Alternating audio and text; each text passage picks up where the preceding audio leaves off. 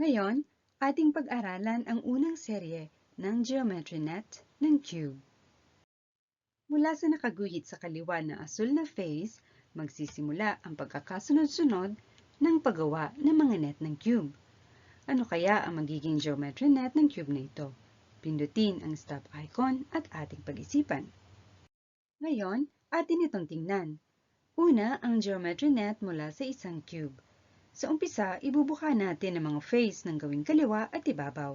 Magkakabit ang dalawang face. Hayaan natin itong nakabuka. Sunod, bubuka rin ang mga face sa ibaba, harap at kanan. Ibuka natin ang tatlong mga face na ito. Ito'y sinasabing paraan ng pagpapalawak sa cube at ang diagram ng pinalawak na cube ay siyang tinatawag na geometry net. Sunod, ito naman ang cube na nagmula sa geometry net.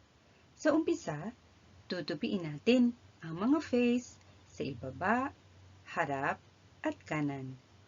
Magkakabit ang tatlong face na ito. Hayaan natin itong nakatupi.